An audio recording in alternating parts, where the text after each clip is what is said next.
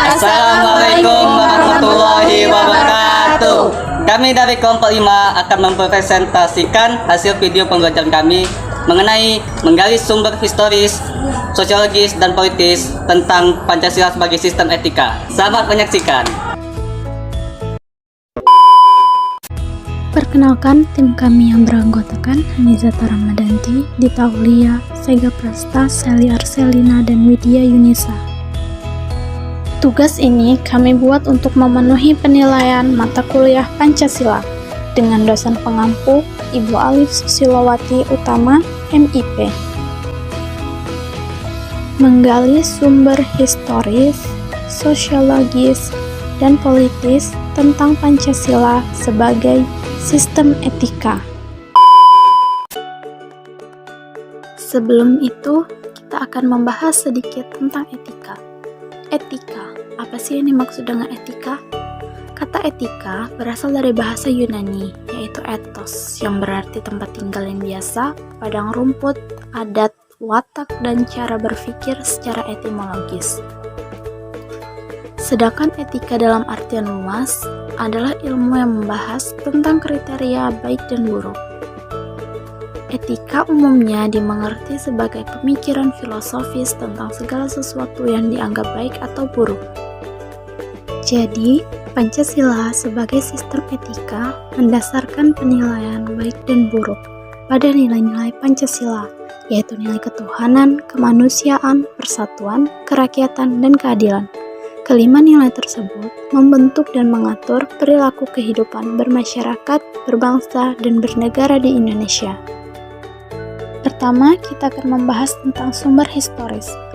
Pada zaman Orde Lama, Pancasila sebagai sistem etika masih berbentuk filosofis Groundslike atau Welton's Home, yang berarti nilai Pancasila belum ditegaskan pada sistem etika.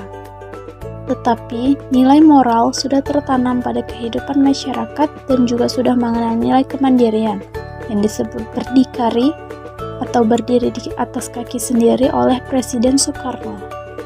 Sedangkan pada zaman Orde Baru, Pancasila sebagai sistem etika disosialisasikan melalui penataran P4 atau Pedoman Penghayatan dan Pengamalan Pancasila, atau sering juga disebut dengan Eka Prasetya Pancakarsa, dan diinstitusionalkan dalam wadah BP7. P4 sendiri yaitu sebuah panduan tentang pengamalan Pancasila dalam kehidupan bernegara semasa Orde Baru. Hal ini bertujuan untuk membentuk pemahaman yang sama mengenai demokrasi Pancasila, sehingga dengan pemahaman yang sama diharapkan persatuan dan kesatuan nasional akan terbentuk dan terpelihara. Dan berikut kami sudah menyediakan tabel yang berisi butir-butir dari kelima sila Pancasila sebagai temuan dari para peneliti BP7.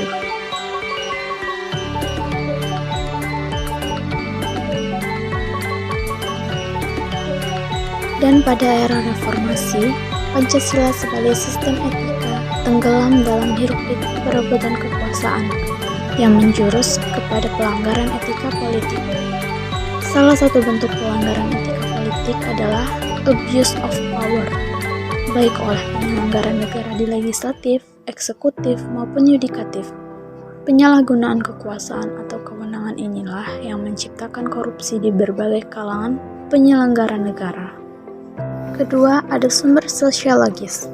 Sumber sosiologis Pancasila sebagai sistem etika dapat ditemukan dalam kehidupan masyarakat berbagai etnik di Indonesia. Salah satu contohnya adalah orang Minangkabau yang menggunakan prinsip bulat air oleh pembuluh, bulat kata oleh mufakat dalam bermusyawarah. Yang terakhir ada sumber politis. Sumber politis Pancasila sebagai sistem etika terdapat dalam norma-norma dasar atau Grundnorm sebagai sumber penyusun berbagai peraturan perundang-undangan di Indonesia. Hans Kelsen mengatakan bahwa teori hukum itu suatu norma yang berbentuk piramida. Norma yang lebih rendah memperoleh kekuatannya dari suatu norma yang lebih tinggi. Semakin tinggi suatu norma akan semakin abstrak sifatnya. Dan sebaliknya, semakin rendah kedudukannya akan semakin konkret norma tersebut. Pancasila sebagai sistem etika merupakan norma tertinggi yang sifatnya abstrak, sedangkan perundang-undangan merupakan norma yang ada di bawahnya, bersifat konkret. Berikut beberapa pendapat mahasiswa dan masyarakat dari pertanyaan yang akan kami ajukan tentang Pancasila sebagai sistem etika.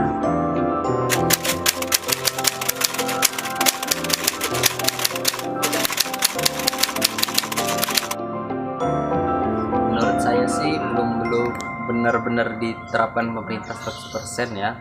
Contohnya saja kemarin ada kasus korupsi yang lebih besar nilainya seperti miliar-miliaran atau bertriliun-triliunan, itu pelakunya hanya dijerat hukuman sepanjang 2 atau 3 tahun. Kalau kita lihat ke belakang, itu banyak pelaku pencurian yang mencuri ayam, singkong, kayu, itu dijerat lebih panjang hukumannya seperti 2 sampai 7 tahun. Menurut saya itu tidak adil ya. Jadi menurut saya penerapan Pancasila pemerintah itu belum 100% atau hanya simbol atau teori belaka. Peran pemerintah pada saat ini dalam menerapkan etika Pancasila sudah baik dan benar, dengan harapan menghasilkan yang maksimal, walaupun ada kekurangan di sana sini. Mungkin itu masih dalam proses dalam menuju hasil yang lebih sempurna. Menurut saya memang saat ini di Indonesia sendiri memang Pancasila sudah cukup baik dalam menerapkan sistem etikanya di Indonesia. Akan tetapi saya berharap di Indonesia ini Pancasila itu tidak hanya sebagai filosofis saja, tetapi saya berharap Pancasila itu benar-benar diterapkan dalam kehidupan sehari-hari dari sila pertama sampai sila terakhir. Karena seperti yang kita ketahui, Pancasila itu kan dasar negara ya, lambang negara. Jadi harus benar-benar diterapkan karena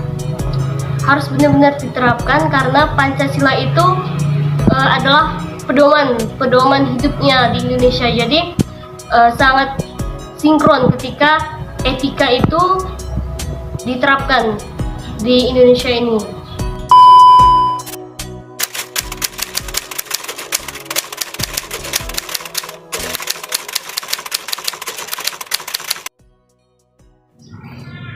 Yang pertama itu bertanggung jawab yang pasti, karena bertanggung jawab itu wajib bagi saya.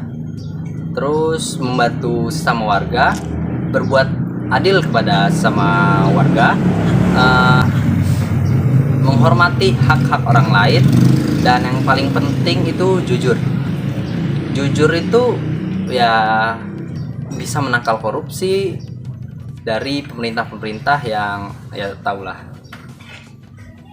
Terus kita itu harus mengamati kinerja pemerintah ya. Kalau pemerintahnya bertindak semena-mena ya harus ditindaklanjuti.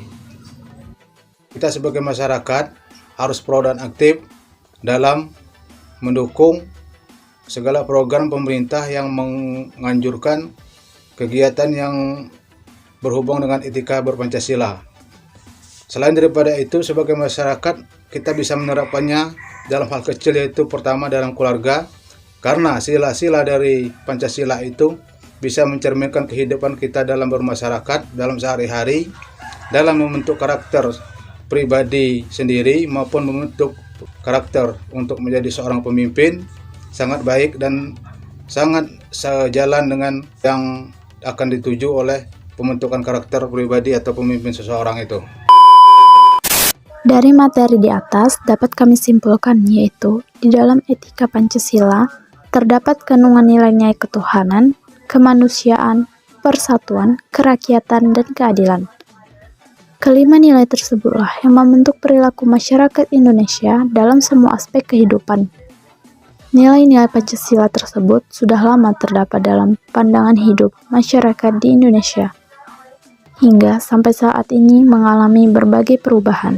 Oleh karena itu, Pancasila sebagai sistem etika sangat penting bagi bangsa Indonesia, dikarenakan hal ini bisa menjadi rambu normatif untuk mengatur perilaku kehidupan bermasyarakat, berbangsa, dan bernegara di Indonesia. Dengan demikian, pelanggaran-pelanggaran dalam kehidupan bernegara seperti korupsi, kolusi, nepotisme, dan sebagainya dapat diminimalisirkan. Sekian dari kami. Mohon maaf apabila ada kekurangan. Kami akhiri. Wassalamualaikum warahmatullahi wabarakatuh.